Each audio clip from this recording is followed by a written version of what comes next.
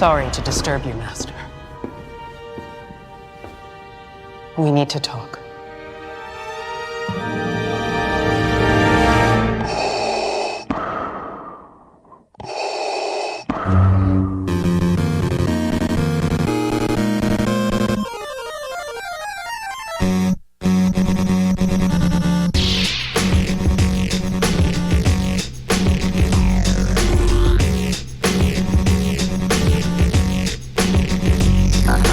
Welcome, Masters and Padawans, to episode 589 of Full of Sith. It's me, Bryan Young. We have a very special episode for you today. I had the chance to talk to Justina Ireland, who is the author of the new book that just released this month, Acolyte, Wayseeker, and we had a chat about the book. The chat didn't get too spoilery.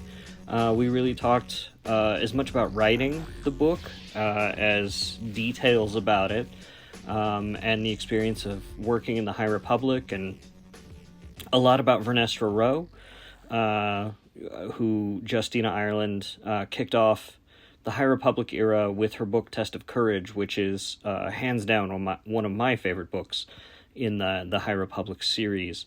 And so her and I got to have, a podcast length chat about Wayseeker and all of her work there. And so without further ado, here's that podcast. Okay. So our guest today is Justina Ireland from the Project Luminous group, who brought us the High Republic. Her latest book in that series is the Acolyte Wayseeker, who brings us an adventure with Vernestra Rwoh and Master Endara from the Acolyte TV series. Thank you so much for joining us to talk about this book today. Thanks. It's good to be here. I enjoyed it quite a bit. It's a really interesting period on the timeline because it's well after the events of the High Republic and well before the events of the Acolyte. So, just a really interesting spot in the timeline to work on. I'm wondering how interesting that was for you.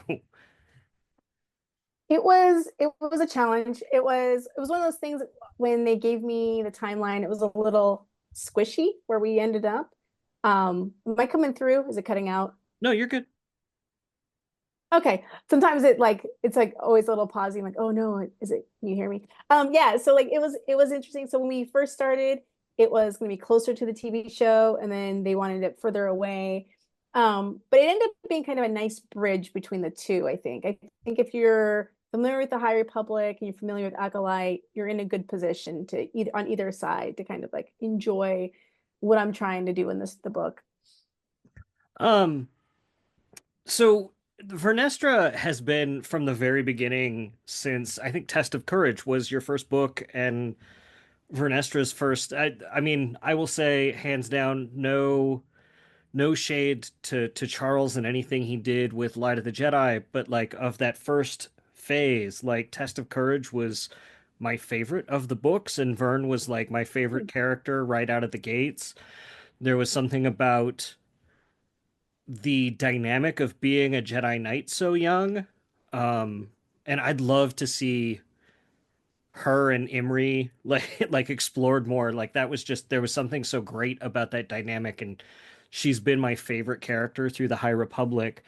And seeing her on the Acolyte and sort of seeing how she's changed to the High Republic, but how drastically different she's gone over the years in Acolyte.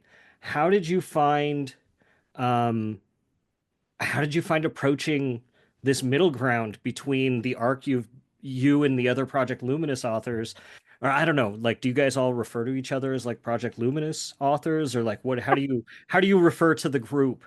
I don't know. It's changed, right? Because we started with Project Luminous, and then we became like the architects of the High Republic, and now it's like Luminous authors. But mostly, I just refer to everybody by their names. Yeah.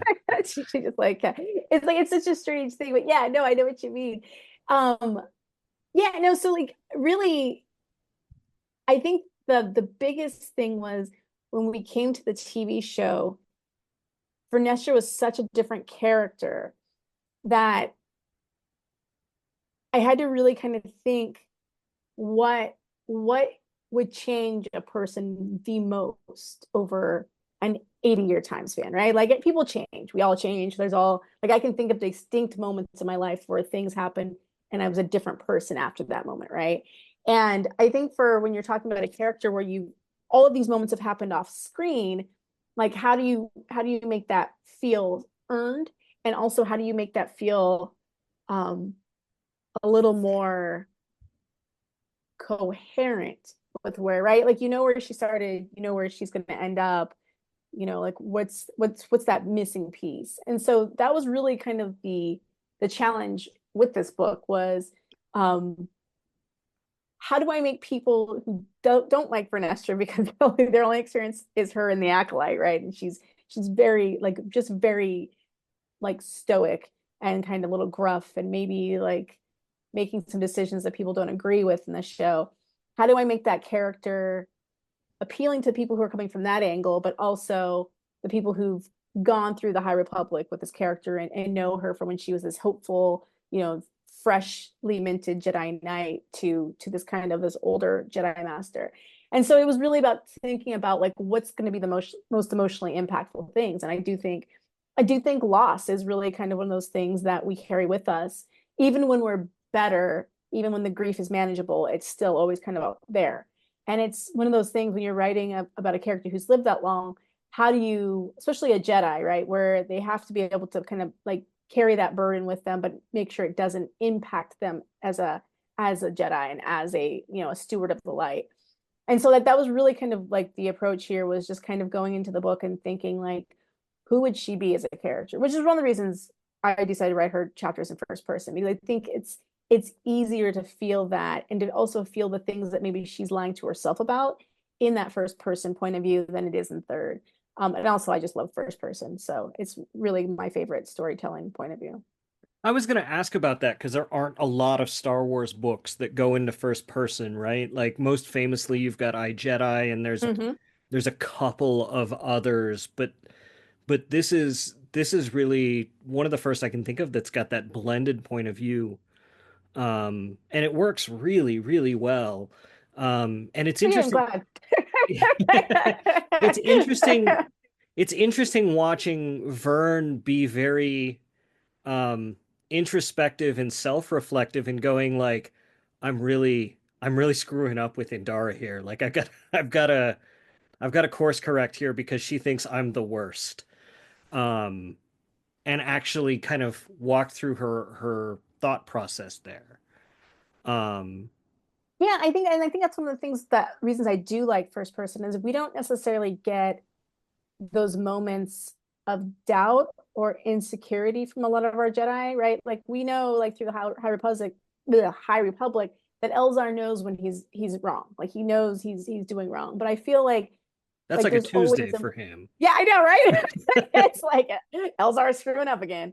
Like no, so I think it's like one of those things. It's like to feel that as you get older, because like for me, you know, like I'm 46 now, and so like when I was younger, I always thought there was gonna be a moment in my life where I was gonna make a decision. I was gonna be like, "Yep, right decision. You're really nailing this adulting thing, Justina," and it's never happened. Like it still hasn't happened, and I don't think it will because I talk to people who are older than me, and they're like, "Yeah, I think I still think I maybe made a mistake there," and you're like, "Oh, so this never goes away." And I think it's one of those things we don't necessarily get to see a lot in our heroes. We never get that see that moment of like not just like doubt, but self-doubt. Like we always have heroes that are like they doubt their teammates, they doubt like if the plan's a good plan, but like those moments of like, I have to be better at this thing. Because I know I'm not good at it. And I think that's very much a part of being human and just like being of the world is acknowledging like the things I don't know and the mistakes I am making, but also owning them and trying to do better. And I think that's really for Vernestra, like that's doesn't come across at all in her later years. And so I really wanted to say like, hey, like you're not going to see this on the screen because she's a Jedi and she's not going to show you that emotion necessarily. But this is the kind of things that she's going to be thinking as she goes through. We're not going to get, long monologues about her feelings, but she has feelings. Even, Yeah. It's and so I think funny. yeah, Oh, it's always been my like my biggest thing about the Jedi. It's like I want I want to know that they have feelings because they're still people and living creatures. And I feel like when you when you take all those feelings away from them, that's when we get the very icy Jedi of like the prequel era who are just kind of seem to just keep making mistakes Yeah, no, until their destruction. until they're the ages of their Yeah, own destruction. until Yeah. there aren't any anymore. Yeah. It's interesting you say that too, because it's so true and it's always so refreshing. I think that was what was so interesting about Luke in The Last Jedi, right? Where he's Hmm. like, yeah, I screwed all this up. And it's like I literally just got off an interview with Tony Gilroy about Andor, and one of the things that struck me the most that he said was he's like, I haven't been able to watch Star Wars for the last 5 years. I started watching Mandalorian, and it was so good. I thought I was making Star Wars wrong. And like I couldn't do it anymore because like I was screwing everything up. And it's like that's the dude who made Andor. Like I don't know if you've watched Andor or caught up with it or anything, but like he makes good Star No, I actually Wars. I haven't watched any Star Wars except for Acolyte since I started writing Star Wars. So I totally So get where he's coming from. Yeah, yeah. like I have a whole, it's in fact to drive my cousin crazy because he's probably a bigger Star Wars fan than I am. And he's like, we have all this stuff to watch. And I was like, we're so close. Just let me get to the end, right? It's just I made the mistake. I watched Rise of Skywalker, the last sequel movie, Hmm. right as we were starting to do High Republic stuff. And it just kind of like I was like, oh, I don't know if I liked that Star Wars, but also I didn't not like it. And then it just kind of sends you on this creative spiral. So no, I Yeah. totally appreciate that sentiment. I ended up watching Acolyte just because would keep seeing snippets of what people were saying, and I was like, wait, I have to know what's going on because I'm writing this book. So yeah, but yeah, no, it's really hard when you see other interpretations of like a story like space, and then you're like, oh, wait, is that what people want? Should I be doing that, Yeah. differently? Was that, I mean, like, as one of the architects of the High Republic, how was that seeing the Acolyte like on screen? No, I think I'm still processing a lot of emotions. I think there is kind of like some moments where you're like, that was cool, but there's also the typical like, oh, I wouldn't have done that. I would have done something different. And oh, I like this, but like this is where like, so I think it's like it's really hard, like even from my own work, like I go back through and I don't read my books once they're published. Like I think I know what some authors do, but I don't because all I see is the things I could have done instead, or the spaces where I was like, oh, I should have like dug in here a little bit more, and like I should have like, no, that's not something a scene that I love necessarily. Like, see, I see why I did that then, but like, it's like that self doubt. I think it's like it's the I always call it the gifted kid curse, right? Because when you were younger, like everyone's like, you got it all together, you're a gifted kid, you're smart, you're gonna go do great things, and then you get to be an adult and you're like, I can't pay my bills. Like, what did I do wrong, right? And like I think it's like you're always second guessing yourself because you're like, I should be better at this. And so even with writing and storytelling, I'm always thinking I should be better at this. And so the High Republic, one of the things that was nice about it when we were doing it is no one else had written in the High Republic yet, right? So there was nothing to compare it to. So there was no in those moments where you said, I should be better at this kind of Star Wars. There's only I should be better at telling the story, which is normal, like storytelling, writing kind of stuff. Mhm. You're always thinking, I should be better at this. Or you should be thinking, I should be better at this. Because if you're not, then you're probably terrible at it. Well, you've been very like your stuff has been consistently great. So, Oh, thank you. I appreciate um, that. with in Dara, like taking that, like having to reverse engineer a character you didn't have a hand in, um, what was that like? I wanted to kind of look at, so I mean, when I started writing, I had only, so when you write a book that's tied in, let me back up. When you write a Star Wars book that's tied into a piece of like TV or feature media or something like that, you kind of just get broad strokes. You just get like, here's the big storytelling beats and the movements. And you don't necessarily get like the whole season, but like, so I only knew like what was going to happen in like the first 3 episodes, 3 or 4 episodes. And so what I knew was basically that Indara was going to show up and be murdered. Like very, and that was like the inciting incident for the show. And then I also knew it was a Carrie Ann Moss. And I thought about like, what is the least likely character for Carrie Ann Moss to inhabit. And I was like, what about like a self-doubting librarian, right? Like, and so like that's kind of where I went with that. And then I ended up, going to watch the show, and like you get a little bit more of her in the later seasons when we get the flashbacks. But I really wanted to just kind of show that people change and grow. And I wanted someone who was a good foil to Vernestra, who's like so accomplished and so, out and about in the galaxy, and had a very like young, career of, warfare, and like, I mean, like her like like the High Republic's a very busy time span for her. Like those first few, like the like what is it, like I think we're at 4 or 5 years of storytelling, 3 4 Yeah, years of storytelling within just phase 1 and phase 3. And so like those are very busy years for her, right? She's everywhere. And I just wanted to say, like, what happens when you're like, that was the big moment in your life? What happens when that was like the most upheaval, and you're now comparing yourself to people who haven't lived through that? Like I think about, like, I have a teenager, and when we talk about things like we were like talking about something like about landlines, and he didn't understand that like cell phones were not a thing, right? That like if you were out and about, you had to use a payphone. Like, right? And like the idea, like we were talking about, like remember when you had to pay for long distance? Like if you wanted to call someone who didn't live in your immediate area code, like that was an extra charge. And like if you had friends who moved away, that was an extra charge to talk to them. And like these things that we had to live through that were kind of made us who we are as, like a Gen X or Zennial or whatever the term is that they use. Like those things are different for other generations. So like for me, like the first Gulf War and, September 11th were like big moments in like my youth. For him, it's going to be the pandemic, right? So like very different kinds of touchstones. And just thinking about those generational divides when you talk to somebody. But what if you're all doing the same job?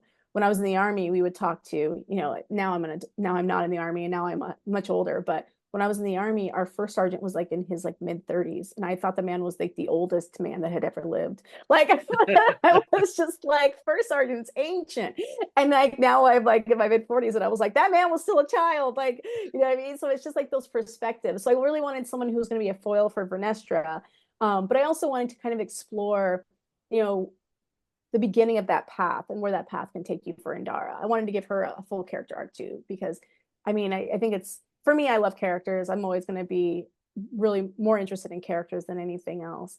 So. For this book, what sort of collaboration did there need to be with the rest of the High Republic crew, if any? Like, because I mean, none of you really. There's so much. I imagine there's so much coordination, whether that's through Michael Siglain or the rest of the team. Like, even though this is so far removed, you can't really do this in a vacuum. Like, what sort of coordination did there have to be with the rest of the book team for this? Yeah, so like I didn't really coordinate much on this just because I knew we were far enough away, and I of course have known what's going to happen in the High Republic since we started. Like we always knew what the end game looked like, so to speak. And so it was mostly just any of the characters that I was touching on. Like there's a character in the book, I'm not going to say who it is just in case somebody hasn't read the book yet, who is of course very old by the time the book happens, but it exists and lives in the High Republic. And I went to the author who I'm like, hey, are you using them anytime in this time period? Like, can I use them? And they were like, yeah, no, like I'm not using them. And that's usually the coordination we would have. It's like, hey, like I know this is kind of a character you use a lot. Like, can we use this? And of course, there's always story group there to say like, hey, yes, this, no, that, kind of, to like the gate, kind of not gatekeeping, because that has such a negative connotation, but like Control guardrails, so to traffic. speak. Yeah, like just make sure you don't drive off the road into like the bush. And so like I think that was really kind of just what it was. And mostly it was just knowing that this is going to be a galaxy that, the Nile conflict is a big widespread conflict, but it doesn't take over the entire galaxy. It's a big galaxy, right? So there are places within the galaxy that are completely untouched during this time period by the Nile conflict, where the storm wall is kind of one of those things that's happening over there, so to speak. And so it was really a lot of freedom to kind of plant down roots in this time period, because there's nothing else there right now. We don't really have, it's before, the Acolyte, which is also before episode 1. And because everything, all of those legends things are now legends, there's not really anything, that you have to worry about running up and against and stuff like that. So in that regard, it was pretty nice, because I do think, like, when you are writing in like the what I would call like the more high traffic areas, like the original trilogy timeline, you do have to be very careful about where you are, and because what's happening at the time, and kind of making sure you don't have like unintentional people in two places at once kind of stuff. Yeah. So bearing in mind I'm only halfway through Trials of the Jedi, how No careful? spoilers. Yeah, no spoilers. Well, it's way too early for that anyway, but Yeah.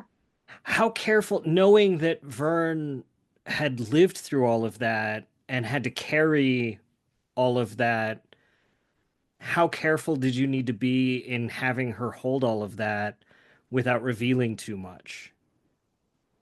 I think it's mostly, I thought of it as how veterans talk about wars. Like, if you know any vets or anybody who's been into a war zone, like, we don't necessarily tell you everything.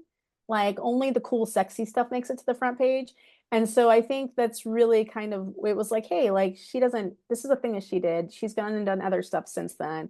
Like, it's going to be like, yeah, like, it's one of those things that's like, I don't know a lot of people who still talk about their high school prom at this point. I mean, if you're in your 20s, you probably talk about it, but in your 40s, it's kind of like, yeah, I think we had a prom. Like, you know what I mean? You might tell like a story once in a while, but like it's not something you bring up every day, like at lunch, like, my high school prom, And so like I thought of it like more like that. Like when you're telling a story, or when you're thinking about things, you might think about the people you knew back then. For me, I think more about the people I knew, and the like the things they did, more than I think about like the events themselves.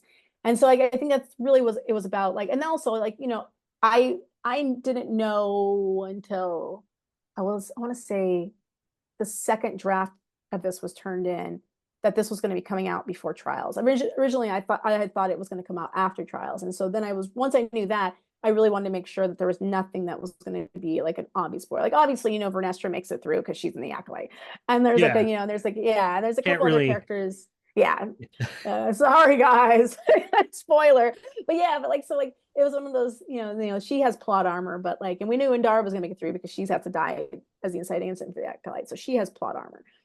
But for everything else, like, I just wanted to like, bring in some things where where we show Vernestra still has these connections to these people she knew back then, but she doesn't necessarily still live in that time period so much, as she's still kind of like reliving her past. Um, what is it? What is it at the core of Vernestra that makes you feel like that she's a consistent? What's consistent at her core from Test of Courage and that idealistic young knight, through her time as a Wayseeker, through where we see her in the Acolyte? What is consistent about her as a core, like down to the core of her person, that you see as a character? I think for Vernestra, her driving force is really that she wants to be a force for good. And what that means isn't necessarily the same thing throughout her life, right? She believes in the Order, and she believes in the Jedi, and she believes in the idea of the light side of the Force. But the best ways to promote that agenda or promote that belief isn't always the same, right? Like, it's very straightforward in, the High Republic, because it's like the Nihil are bad, they are hurting people, they must be stopped. It's a little murkier when we go into politics, when you have to weigh the pros and cons of every decision. And I think that's really what you see from her as a character, is she's always believed in this idea that the Jedi are important and what they do important work. However, how to best fuel that work changes. And so by the time we get to the Acolyte, she's more of a politician. And I don't think anyone loves politicians. Like, I think like there's always that moment where you're like, oh, I'm disappointed that this person made a kind of a crappy decision in light of some other gain that maybe I don't understand. But I don't think you're supposed to like politicians either. Like, I think you're supposed to accept that they're going to be useful as long as they're useful, and then when they're no longer useful, you swap them out for somebody who has a better compass. And I think that's really like for Vernestra, it's like that's the question. It's like by the time we get to the Acolyte, is her compass still functioning the way we think she should? or is she functioning in a way that the order wants her to? And that's always been kind of my interest in Vernestra, is the idea that systems change people, and whether they're changing the system for the better or the system is changing them for the worse. And so that's kind of like that essential question. It's like you're always trying to do the best thing you can in a situation, but what happens if your compass is a little off by a couple degrees? What does that look like? And so I think that's compelling as for a character. It's just like, who do they become and why?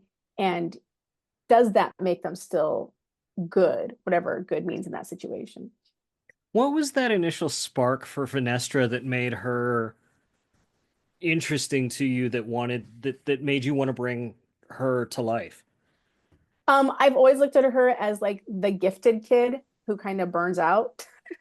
Because I think a lot of us, like I've talked to a lot of other people who were like, yeah, I was a gifted kid, and then I went to college and I was like, nah, I'm good. And like, I dropped out and went and did this thing. Like I was in the army, like when I was in the army, everybody I knew had dropped out of college.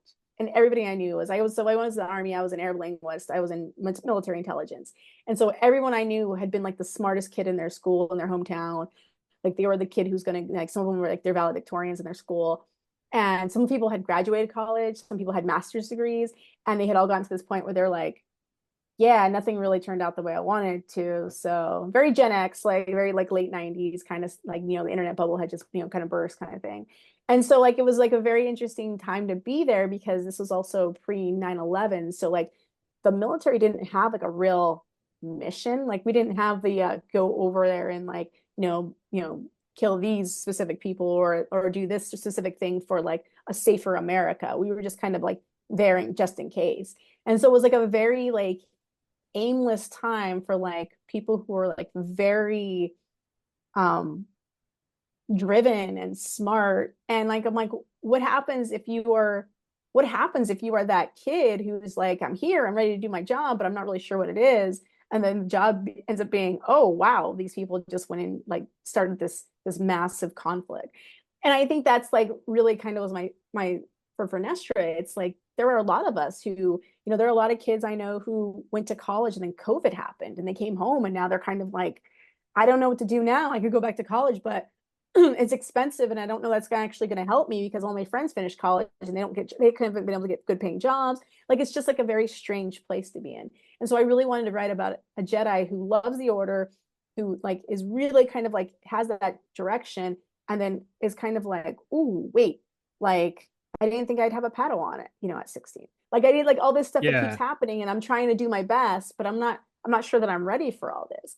And I feel like that's a very like middle grade YA mindset, but then like getting to follow that into adulthood and figuring out what happens after, right? After the adventure, like what happens next was kind of fun because we usually don't get to see that with characters. We don't get a lot of characters who come back after they save the world and get to continue on. That's why I loved Last Jedi, because I know a lot of people have very strong feelings upon it, capital letters, very strong feelings.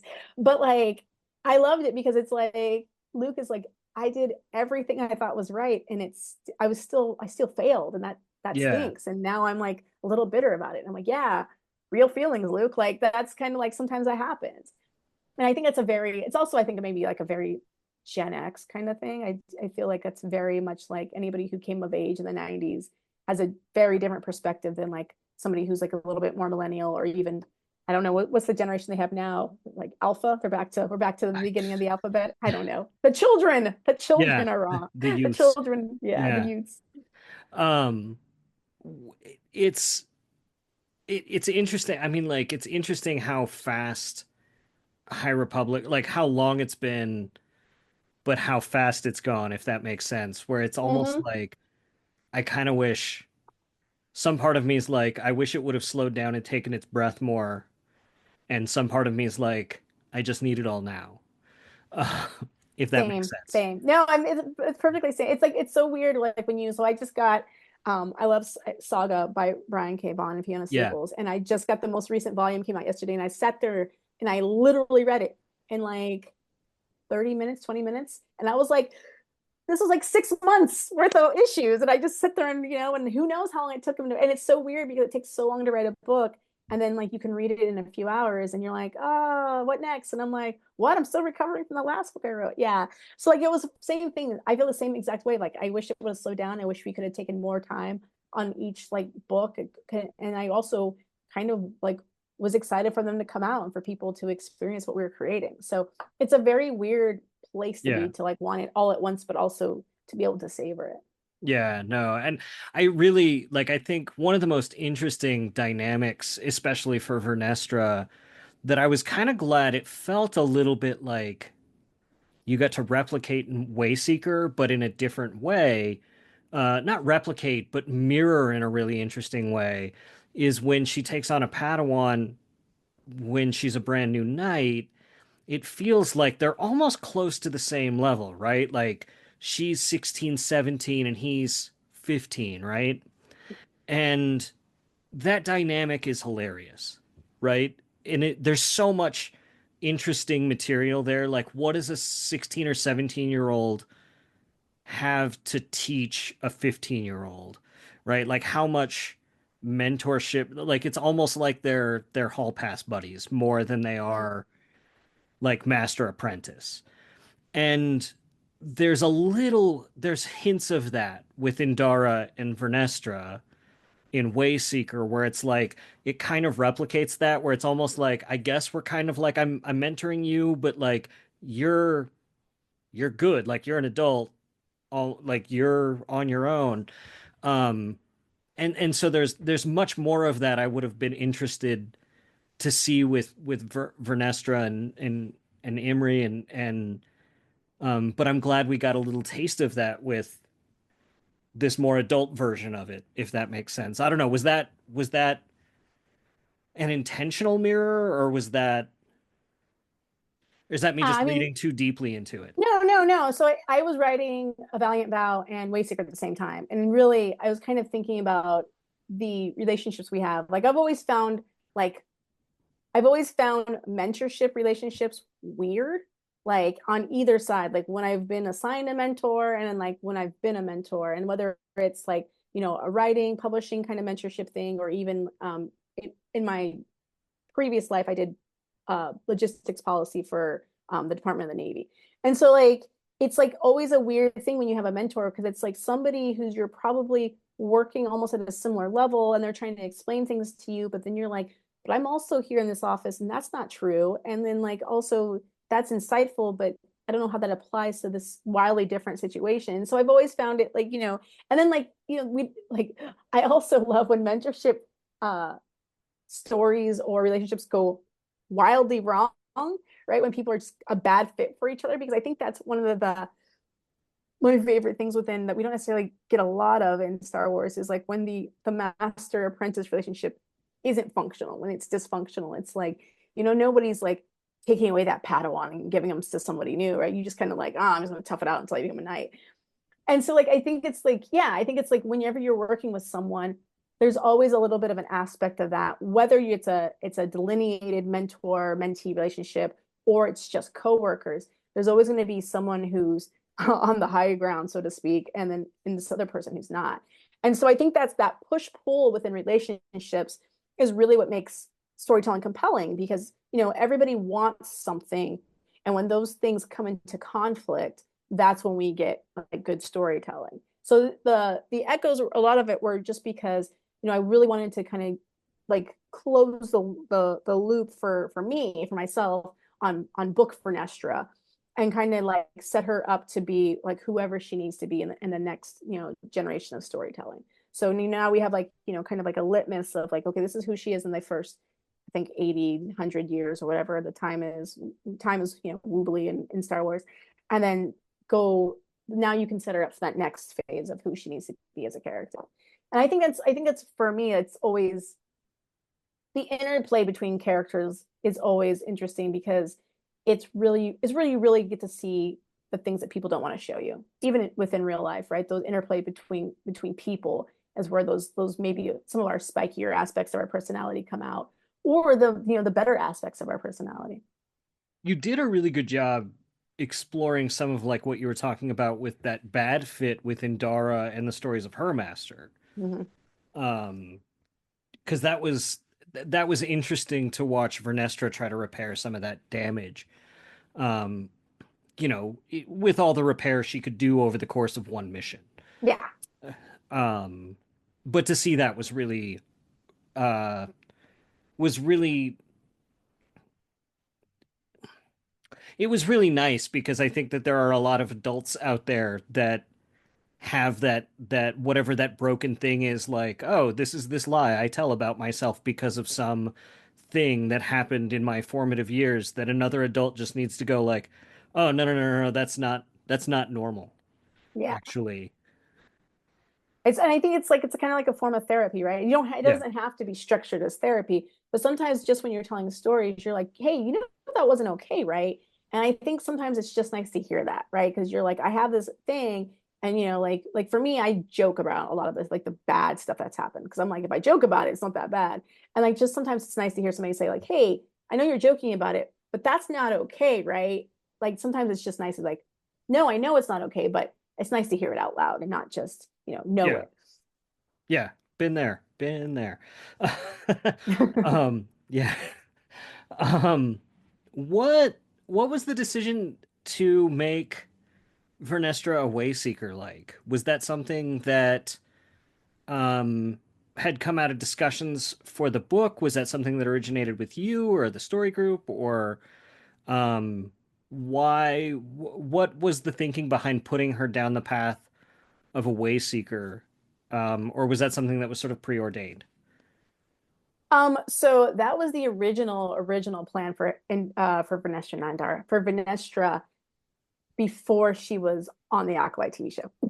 Oh, Like okay. so, original plan at the end of like we knew wherever character that we were kind of shepherding through the stories of the High Republic was going to end up, and it was always a plan that she would go and become a Wayseeker after everything happened. That she had been away from the order proper long enough that she was feeling, and we get that like the Tales in Light of Life short story. We get a version of that where she's kind of on Ibby, just kind of like hanging out, or at the end of the story she goes to Ibby and she's just kind of already doing her like thing where she's just like, I need to get away from this, it's too much, I need to just go out and be in the galaxy. And so that was always the plan. And so when they asked me if I wanted to write this book, I was like, "Ooh, can I finally do like the Wayseeker thing?" And they're like, "Yeah, sure, cool." And so it was kind of like one of those. It was a fun thing, but also like sending a Jedi Knight to go fetch a Jedi Master is just hilarious to me. Like you're not answering the phone, so we have to go send someone to find you. It's like it's all very like 1980s action movie, right? Like where you have to go and like the breaking bush in the jungle to find the scientist or whatever. Yeah. So it was just always like a thing I always thought was fun. Um, and like, what do you think was that more fun or more challenging than writing her as a younger knight? I think it's challenging in a different way because it's more about giving her a space to interact with non-Jedi. But when she was a younger knight, and especially in like the early phase 1 books, it's really about her interacting with the other Jedi and seeing how, she's got like kind of like people around her who are like, like this is how we act and this is the right way to do things. And like when you're out and she's, and you're older and you're, kind of doing things, you're kind of open to your own interpretation of like what it is to do. So yeah, I think it's just different. It's like it's just kind of different in the way that writing for a middle grade audience and writing for adult audience is different. An adult audience, I don't contextualize a lot of things, right? Like Hmm. people tend to know if I say a phrase like what's happening. But in a middle grade book, like younger readers don't have a context for a lot of things. So you have to kind of give them a little more to hang their hat on. Hmm. Um,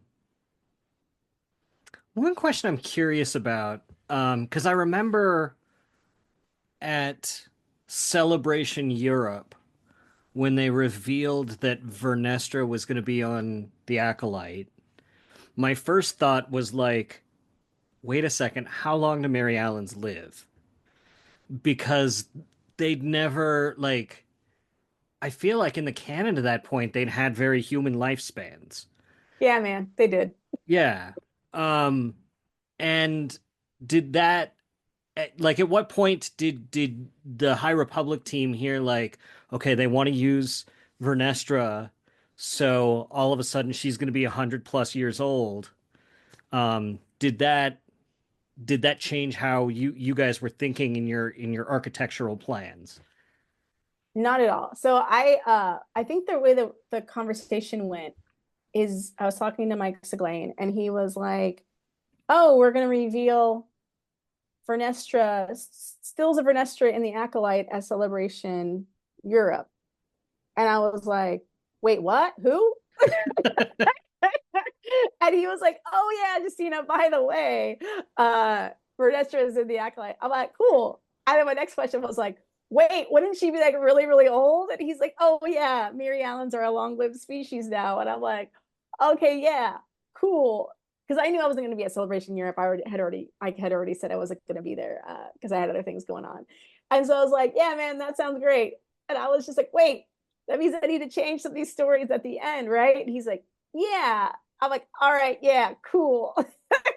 Because that's what you say when you're writing IP and you're writing Star Wars, right? It's like I can create all the characters I want. I can make them any kind of way I want. But at the end of the day, like it's Lucasfilm's baby, it's their sandbox, right? They're gonna Yeah. pack the toys up however they want. So yeah, so I think it was definitely a surprise that but I do think it's cool because I think we need more long-lived species because we only have, a few and it's a big galaxy and you have to figure, not everyone's gonna have a human lifespan.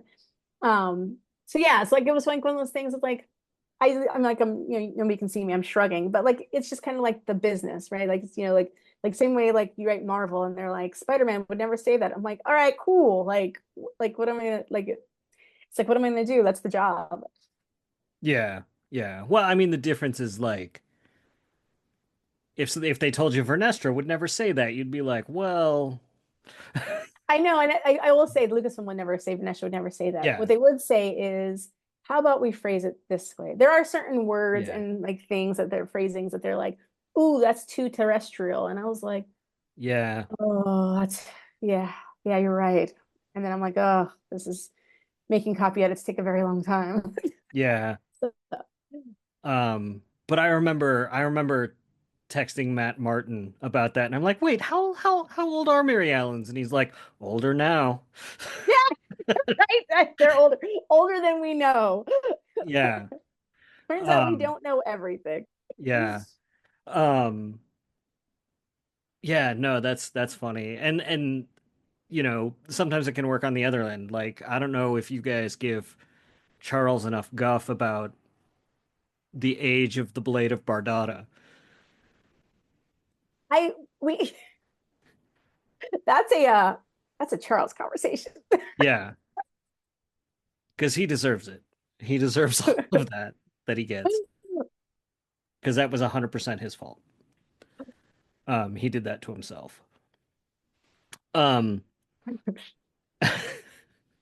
for what is it that you love most about writing Vernestra? What is it you're gonna miss most about writing Vernestra when the High Republic is finished? Not that I'm gonna miss anything, to be honest. I think like so for me, this is more time than I've ever spent with a character. On my own in my own work, I tend not to go past a duology, two books with a character, set of characters.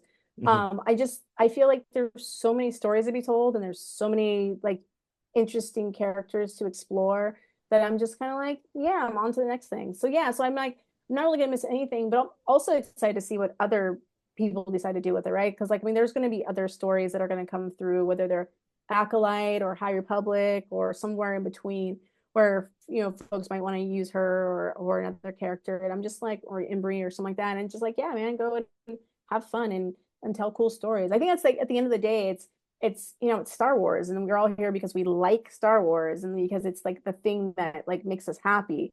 So it's like I'm not gonna be unhappy or sad. I'm just like I'm cool. I'm glad I got to like have the experience. And so now it's kind of like I hope somebody else gets to have like a cool, fun experience as well. Do you have anything do you have anything you want to say to the fans of Star Wars that haven't dived into the High Republic yet that might be having that might have read Wayseeker because of its tie into the Acolyte, uh, as a reason that they should dive into the rest of the High Republic. Yeah, I think the High Republic is some of the best Star Wars storytelling that's out there right now. I mean, just full stop. I mean, and I'm not saying that just because I worked on it. No, I mean, I I think agree. I I agree, and I don't have a dog in that fight. I mean, other right, than like I'm just a, I think it's yeah, like I think people don't check out the books, and I think if you're only reading or if you're only watching the TV shows and the movies, you're missing a lot of Star Wars. And so I think if the Star Wars is really something you enjoy, um, read the books. I think people don't read enough as it is across the board. And so like when I married my husband, he's like, I don't like reading books, but it was mostly because he thought he had to read like nonfiction about investing for the future. I was like, you read the books that you like, right? You know what I mean? Like you, when you read for pleasure, you should read the things you like to watch in television or films. If you love horror films, go read some horror books. If you love thrillers and murder mysteries, go read some thrillers and murder mysteries. Like those books exist. And it's almost better to read it as a book because it's all under your own control. The words are there, but everything you envision is your own. And I just think if you aren't reading Star Wars books, you're really selling yourself short because there is so much more in the galaxy to explore that you just cannot even barely scratch the surface on TV and film. One, because they're prohibitively expensive to make, and two, because you're already getting the view through a couple of filters, right? You're getting the filter through the editor, the writer, the editor, the director, the actors, all of that's a filtered experience, but a book is not. A book is just you and the words, you know, it's a less of a filter. So, and or read fan fiction, you know, fan fiction is also a great place to go find those stories that you're missing. So I think if there's something you're looking for that doesn't exist in Star Wars, I guarantee you someone out there has created it. And that's the point of fandom, right? It's like we take this thing we love and we find the versions of it that we need at that moment. So yeah, so like I think if you haven't read the High Republic, you should check it out. But also if you're like, I hate, you know, everything to do with the High Republic, that's cool too, man. There's like all kinds of other storytelling. There's like Charles has written like I think 8,000 Vader comics at this point. So like you could go read some of those. I think that's the thing. It's like it's Star Wars is for everyone and every kind of taste, and you just have to find what you're looking for. But like, you know, don't sell yourself short. Like yeah. try new things. Like just in general, try new things. No, I mean to your point, like if you like watching TV show, like if you like watching X sort of TV show, there's almost certainly a Star Wars book that's been written with that flavor. So like you don't even have to Correct. limit Yeah. yourself to like some other genre. You could probably do it in Star Wars, even. Exactly. Yeah. And that's one of the things that's great about it. It's like it's Star Wars, but if you want, you know, if you want horror, Kevin Scott puts out horror comics every Halloween that are set in Star Wars, right? Like the Tales Yeah. from Vader's Castle, and I think the most recent one is Tales from Jabba's Palace. No, that's different. That's legend stuff. Never mind. Well, I mean, Anyway, it's even like there was Tales from Jabba's Palace, which was like all yeah, like criminal but empire that was mob those were short stuff. stories Yeah. about the characters. But I mean, even if you go to Yeah. It's Legends, just there were straight up horror books, whether that was like Death Troopers and Mall Lockdown and stuff like there you that. go. Um, yeah, no, I mean, they even did a remake of The Bodyguard in Star Wars in the Legends universe with it was silly, but it's there. You can get it. I think the thing I used to, do you remember the Lando books? This might be a deep Oh, cut. the Do L. you remember Neil like the Smith, like, yes, yes, the Lando books. I love those books. yeah, I love they were those like books so so much. soapy. Oh yeah. It was yeah. Anyway, so yeah. So like old school stuff. But yeah, but like even now, like there's a you know, there's a ton of stuff that's out there. And I think it's really, I don't know, I think it's a great time to be a Star Wars fan. I think there's more content. And like again, like you know, like if there's something you're looking for, you don't find it in, you know, the traditionally published and produced Star Wars stuff. Fan fiction's a thing. And you Yeah. can on AO3, you can probably find just about anything you're looking for. Someone's created it. Just have fun. I think that's the thing. It's like I think we've forgotten at some point to have fun in our fandoms. We've just, you know, it's not just a place to go yell about your ships. Like have fun. Yeah. No, fandom should not be a chore. It shouldn't Correct. be something if if there's a show you're not liking, don't watch it. Turn it off. Yeah. Yeah.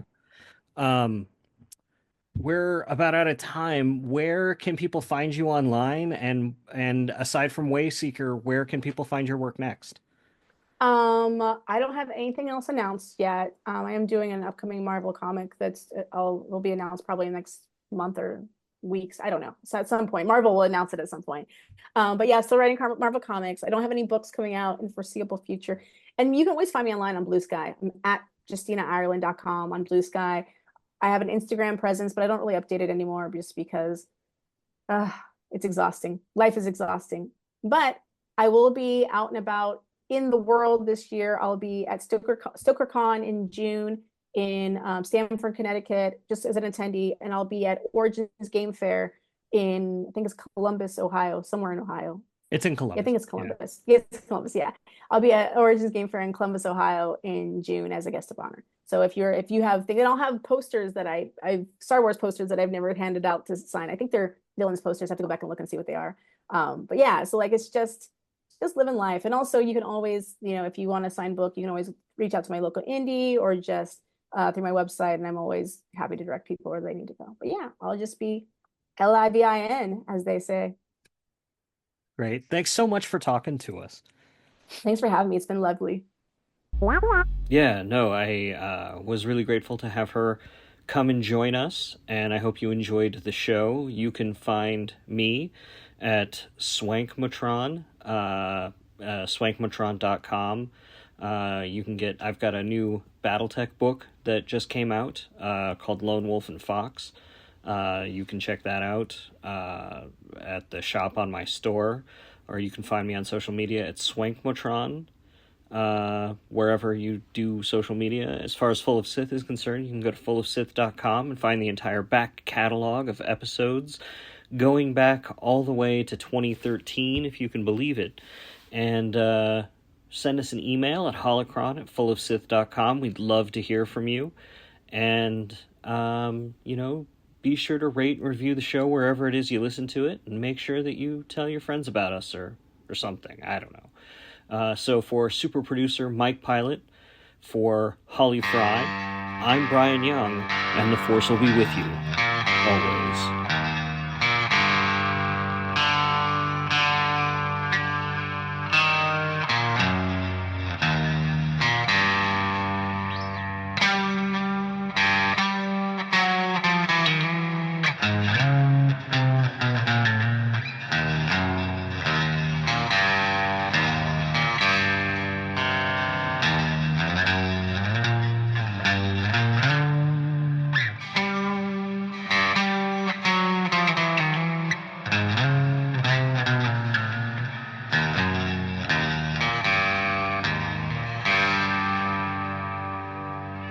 Sir, if you'll not be needing me, I'll close down for a while.